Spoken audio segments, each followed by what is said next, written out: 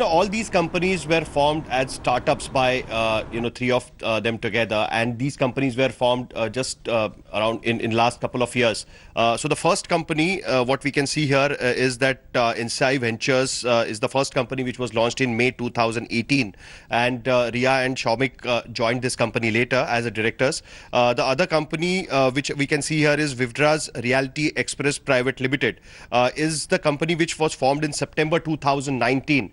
And in this company, there was a paid up capital of around 1 lakh rupees, and 33,000 were paid by each of them. As their part as the directors, and of course there is a third company. So all these companies, out of these two companies, were shown on the address of this Navi Mumbai flat of Ria Chakravarti's father, and that is what Enforcement Directorate would like to know, that what these companies were doing, where these companies being used to shell off money, or where they're doing any kind of ventures as startups. Did they have any kind of new projects in which they were investing or doing some kind of a work? What kind of balance sheets it had? Because the ROC documents we tried to check, we couldn't find much in that. So obviously, Enforcement Directorate would like to know more about that. Also, what Enforcement Directorate sources has told, that in last 3 years, income tax returns filed by Ria Chakravarti were also on the scanner, and they would like to check the properties which were bought by Ria Chakravarti. As far as we know, and of course the Enforcement Directorate also knows, that there are two properties which can be linked to Ria Chakravarti. The first one is of course bought by herself, and her which is on her own name. The property is from the Khar East area of around 550 square feet, and according to Ria Chakravarti, it has costed her around 85 lakh rupees, which is still under construction, and out of which 60 lakh rupees she has taken up as a loan. The second property, which is of course has been shown as the address for these particular companies, is from Navi Mumbai area, and from Ulve village of Raigad district, and it has costed her father at around 1 crore rupees, and which was booked in 2012 and was got into possession of Ria Chakravarti or her father in 2016.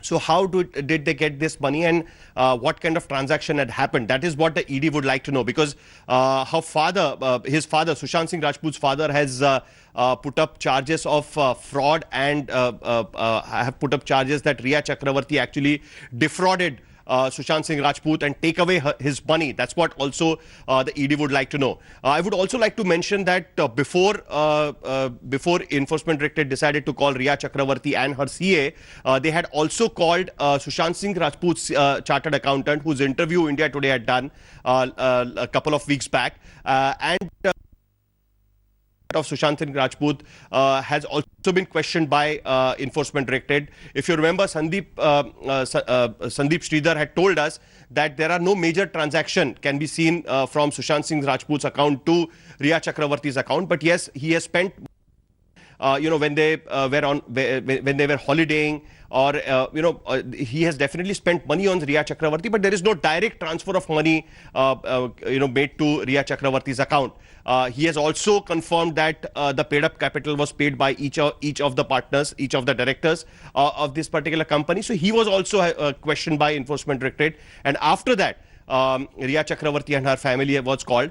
Today, Ria has been accompanied by her father and also by her brother. Yesterday, Samuel was also questioned, who is Sushant Singh Rajput's and Sahil, before I go into what next for Ria, I just have one question, which is all these three companies that you are also reviewing at the moment, you have pulled out details of these companies, you've got that information with you, something that the Enforcement Directorate is probing right now as well. What were these three companies really doing? Were they shell companies, or were they any kind of business? Because normal people, when they start a company, they start a company to conduct business. In case you don't have to conduct a business, why would you start a company and keep it shell? Absolutely. I think which Enforcement Directorate would like to look look at, because as per the CA, all these companies were startup companies and they were looking at some content generation and one of the companies, the reality company. So what kind of business they were doing as startups, that is what they would like to know, and that's why Sushant Singh Rajput chartered accountant was also called to understand the financials of Sushant Singh Rajput, who has been looking after Sushant's finances since last couple of years. And Riyad's chartered accountant was also called, but he did not visit ED's office yet. So this is what the ED would like to look into. As I said, that in ROC not much details could be revealed.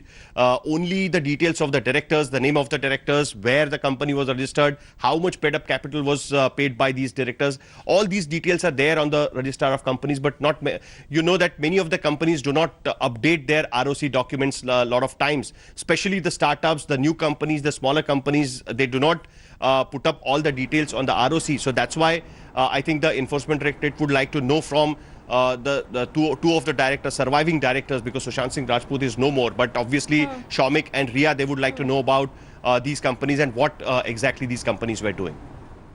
Hi everyone, Preeti Chaudhary here. Hope you like this video. For latest news and analysis, like and subscribe to the India Today YouTube channel. And don't forget to press the bell icon to stay updated. Thank you for watching.